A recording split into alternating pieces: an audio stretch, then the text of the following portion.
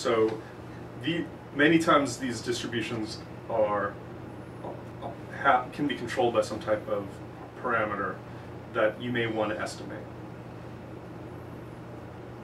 Not always, though. I mean, if you have a discrete uniform random variable to model a fair die roll, you really don't have any parameters to estimate. If you're assuming that it's a fair roll of the die, there's nothing to estimate. But maybe you want to estimate whether it really is fair, so you could then start estimating the probability of it landing on different sides of the die. And maybe for a uniform random variable, a parameter might determine the minimum and maximum range. So rather than saying it's a uniform between 0 and 1, maybe I want a uniform between 1 and 10, or between 500 and 505. You know, so you could have up to 2 parameters for a uniform. Normal random variable, it might be related to the mean and the variance of the distribution. Okay, so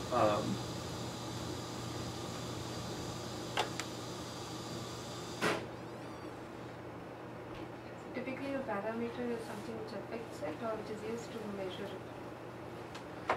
Well, these are just functions, right? The random variable is a function, and it takes these things as arguments to the function, which control aspects of the function. So it might control whether it's biased, it might control the shape of it, it might control the width of it, or the mean of it. And so now you can, that's about the math side. Now you can think about your data and say, here's my data, here's my random variable. Can I estimate the parameters of that random variable with my data? Because if I can then estimate the parameters of my random variable with my data, maybe I can make inferences about it.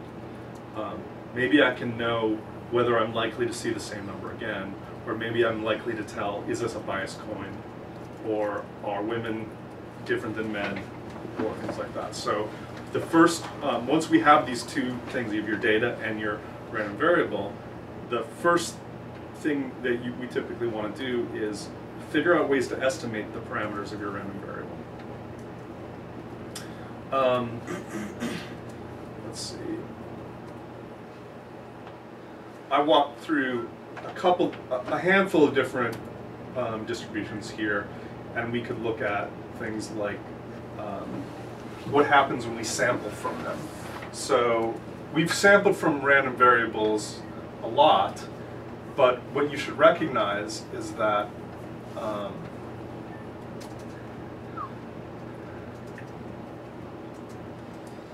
there's a difference between the random variable and data sampled from. So the random variable is this pure mathematical concept, and I can use that to generate random numbers oftentimes, which might not conform exactly to what my theoretical distribution is, but even though they were generated from it. So here is a bunch of samples from some uniform between 10 and 20, and you can see if we did a histogram, it's not completely flat. Some happen to have occurred more often than others. So even you can always think of your model this way. Even if you have the right model, you're not always going to get data that conform exactly to the model. And so part of making inferences about it is allowing for, if you have the right model, are you getting, are the values you're getting different than what you expect from that specific model? Okay. So you can walk through a few of these examples if you, when you go through this on your own, that give you insight into what these different distributions look like.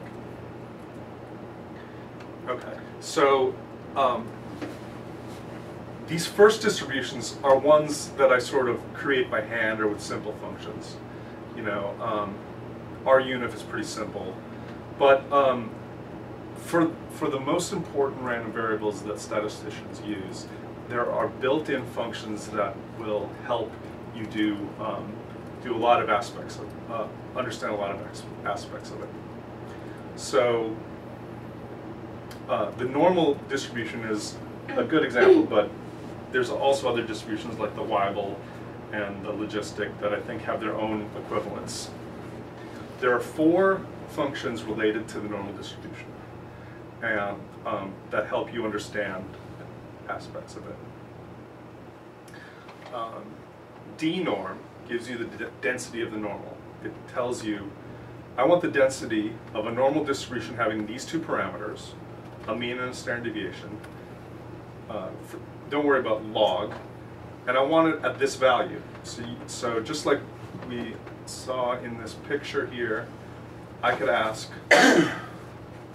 what's the height of this distribution with mean 0 and standard deviation 1 at this particular point?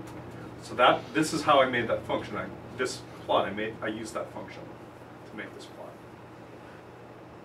That's what D-norm gives you. Let's see.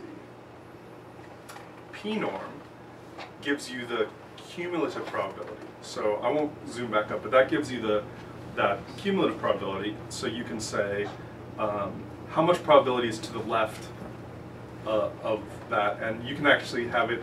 You can ask. I think if you say lower tail equals false, it will give you to the right of that. So that will give you the cumulative probability. Q-norm is the inverse of this, of the cumulative probability. Q-norm takes a probability value and gives you the standardized quantile. So it would, for that, the value that produces that p-value for this distribution. So if I said mean 0, standard deviation 1, a p of 0.5, this would return 0 because that's in the middle. And if I gave a p of 0.00001, it would be something, it'd be like -5. And if I gave it p is 0.99999, it would be like 5. And if I gave it p is equal to 1, it never quite reaches 1, so it'll give you like a not NaN error. So this gives you the quantiles. This is called the quantile function, and we'll use this in a little bit in a number of ways. And then this is we've used a lot too. This generates random values from a specific normal distribution. So this, given that normal distribution, it creates samples from that. And this is not always easy to do for arbitrary distributions. Even if you know all the other stuff, you may, or sometimes you can sample from it, but you don't know the other stuff, and sometimes you know the other stuff but can't sample from it. So just some examples of how you might use it.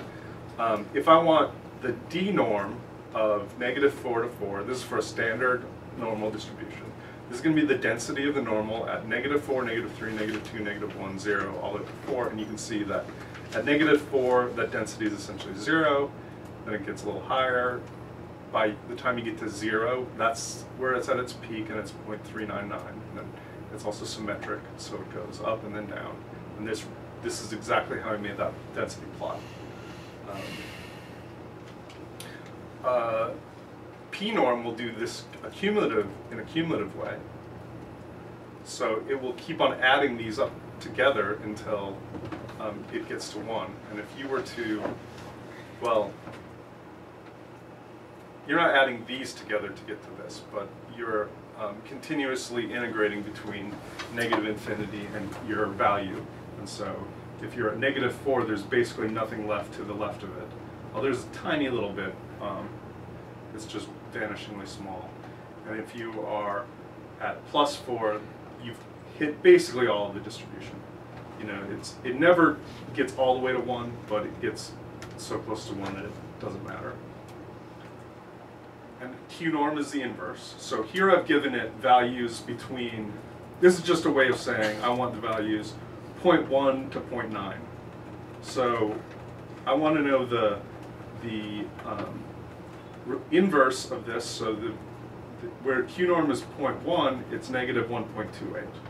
And where the Q-norm of the probability 0.2 is -0.84, that means the standardized value for this distribution where 20% of the probabilities to the left of it is at negative 0.82. So this is the inverse of this. And I didn't put an example for R norm because we've used that a lot now. Okay, so let's think about some of these. Try to go through each of these.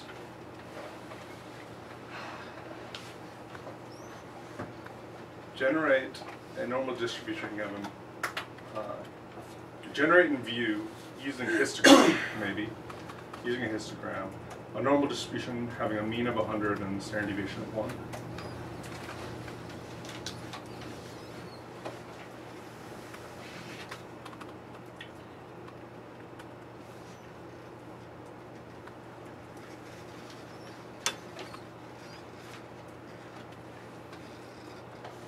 So if I did a hist of R norm, and the first argument is how many samples I want. And what was the mean? 100. 101. And it should look something like that. And if we